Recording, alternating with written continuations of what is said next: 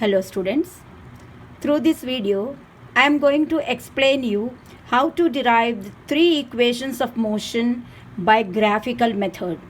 These three equations of motion are very important students because with the help of these three equations of motion you are going to solve all the numericals of motion chapter. So this may be the last video of motion chapter for 9th class. Students, here we have already discussed distance time graphs like this and velocity time graph also. This is the velocity time graph of a moving object starting its motion from rest, students. See this is 0 from the origin. It started, that means the body started its motion from rest and it further proceeded like this. So by increasing its velocity after every second, it is moving. Linear graph shows that the velocity is increasing uniformly according to the time. Okay, so by not taking the graph paper like this officially, I am going to explain you like this in a simple way so that your concentration will be only on the letters, not on the cubes of the graph. Here what is important is to see this, the graph is plotted velocity against time, velocity in y-axis and time is always in x-axis. But see the different students, here the moving body has not started its motion from rest. From here it started, from point A it started. That means in the beginning also it has some velocity, that is known as initial velocity. What is it known as, students? Initial velocity. As we have already discussed, initial velocity is always denoted by cursive letter U. And what about the final velocity? As it moved here like this, at final stage, that is B, at point B, it reached its final velocity V. How will you denote final velocity? Final velocity is always denoted by the letter V. From O to E here, because here this is the final position, final velocity reached here B, this is equal to E here. So this is the final velocity, that is denoted by cursive letter V. So this is the final velocity, OE is the final velocity, OA is the initial velocity. Using the graph, I am writing here OA is equal to initial velocity U and OE is equal to final velocity V. So what is the change in velocity? Change in velocity is equal to V minus U. Change in velocity is equal to V minus U. Here it is denoted by, this is V, OE minus OA.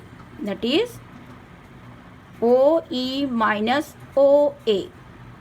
This is OE, this is OA. That means BC is V minus U, students. See, this is V and this is U. So from this, if you have taken out this minus, only this is left, BC. Okay, that is equal to BC.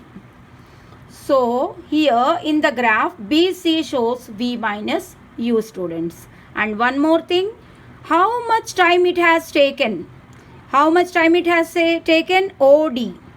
To change the velocity from U to V, to change the velocity it has taken OD. The time is equal to OD represented by the graph here. You all already know that rate of change of velocity is equal to acceleration.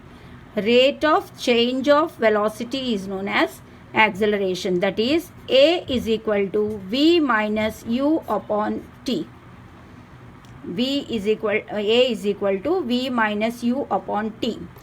That is AT is equal to V minus U. Same, students, just transposing. then V is equal to U plus AT. This also came from here only. V, because we are making the first equation of motion taking the V as a subject. So V is equal to, this is U and this AT came here. V is equal to, this U came there, U went there, so U plus AT. So V is equal to U plus AT. This is the first equation of motion. Understood? Now comes the second equation of motion, students. For the second equation of motion, we take distance as subject. I have already told you distance is denoted by S in physics. Here, what is displacement here? Why are you showing that in our graphical method? Because it is said that in a graph, when the velocity time graph is plotted, this is the graph line, AB is the graph line. The distance covered by this moving object is equal to the area under the graph. Area means you can count the area. Now using the graph paper easily you can count the area. But what is shown here? What is the distance covered under the graph? The area under the graph is equal to the distance covered by the moving body. That means this is the shaded portion, students.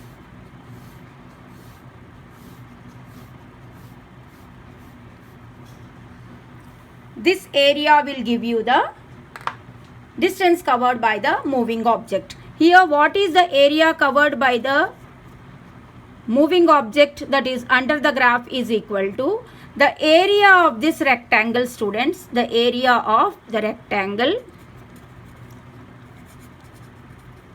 plus area of triangle. This triangle, right angle triangle, okay? Area of this rectangle plus area of this triangle. Why we have taken that? Because the graph is uniform, shows uniform motion. So we can easily take the area using the geometrical figures, because we know the formula of area of rectangle also, area of triangle also. So we can use that. Area of rectangle, all of you know that length into breadth. This is length, OD is the length, into breadth, CD is the breadth. So the length into breadth, area of rectangle is over. Plus area of triangle. Area of triangle, all of you know, half into B into H, half into B. B means base, that is OD, into H. H is the height of the triangle. We are talking about triangle, students. So we can take AC also or OD also base. Base is same. AC is equal to OD. So I have written OD here. Okay. BC, this is the height of the triangle. Understand, students? Area of triangle we are talking about. So area of triangle is equal to half into B into H. Half into base into height. Half base is AC, that is equal to OD. Height is BC, not this full height, this only triangle height, BC. Okay, students, now we will just take the original terms, not the alphabets which we are using in the graph. Actually, we have just taken any alphabets in the graph. What we always want is the initial velocity, final velocity, time, etc. So OD is the time taken. So we will take T into CD. CD is the initial velocity, students. See, CD or AO, this is the initial velocity U. So we will take U plus half into OD again. Again T. BC, students. I think you have remembered. BC we have used in the first equation of motion. Just to see for the reference. BC is equal to V minus U. BC is equal to V minus U. Here also I will show you, students. This is BC now. The full is V and this is U. From V, if we subtract U, this BC is left. So V minus U. Okay, we will summarize. This is ut plus half. This is t, students. V minus u. When we go to the first equation of motion, again, students, this v minus u, you can write as at. V minus u can be written as at by the first equation of motion. Since v minus u is equal to at. This always we have to mention in the brackets whenever you derive. This is at. Okay. Now ut plus half a t square. Why tu is written as ut? Just alphabetical order. Ut plus half a t, t 2 times, no, so square. So this is the distance. This is the equation we have derived for distance. Okay, students, this is the second equation of motion which is derived by using the graph for the distance covered by the moving object.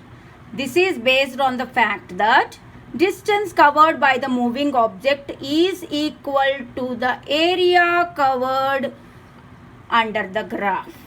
Area covered under the graph. What is the third equation of motion? Using the same graph, I derive third equation of motion also, students. You pause the video and take the derivations. I wish you pause the videos and take the derivations, write in your fair notebook. Third equation of motion using the same graph. But here, through this video, I am going to explain you how to derive the third equation of motion, students, using the same graph, and that too using the same as the subject. Yes, we are going to derive an equation using the distance as the subject. We are going to derive an equation for distance, that is S is equal to area covered under the graph. Area under the graph is equal to the distance covered by the moving object. That is what we have learnt in the second equation. So here same graph, but I am taking this as a different shape. How? Trapezium. Instead of taking it as a rectangle and triangle, I am taking it as one geometrical figure, that is trapezium. What is the characteristics of trapezium? It should have two parallel sides and two unparallel. See this, these are the parallel sides, one AO and another BD. Parallel sides, and this is a non-parallel side. These two are non-parallel sides. Okay. So what is the area? The distance is equal to area under the graph. So here area under the graph is the area of trapezium.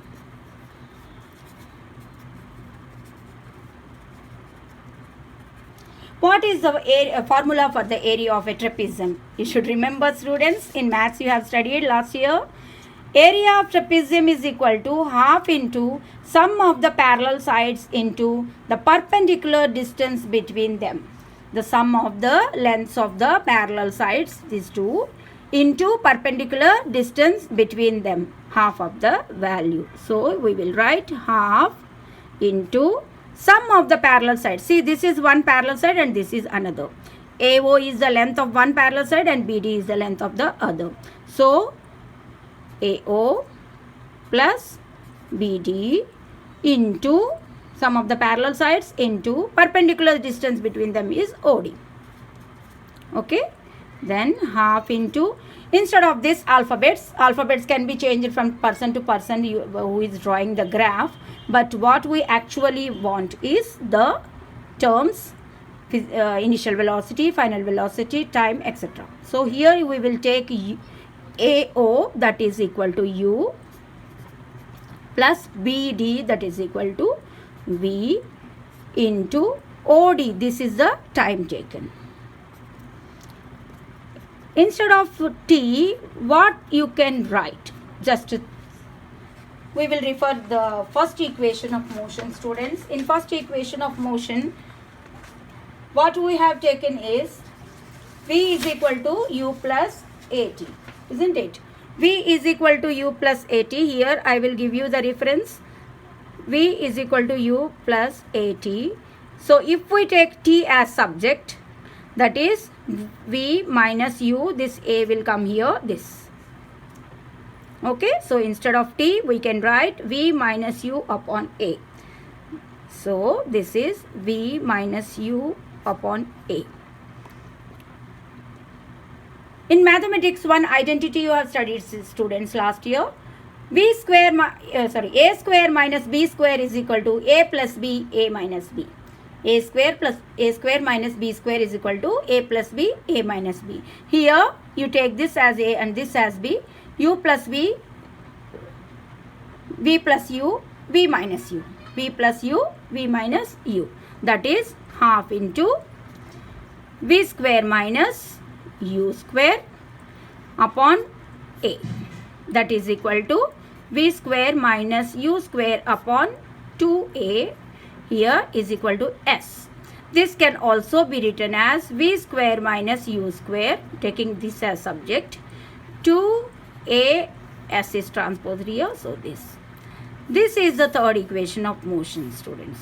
So, through this graphical method, we have derived 3 equations of motion. The derivation of 3 equations of motion are very much necessary to solve all the numericals from motion chapter.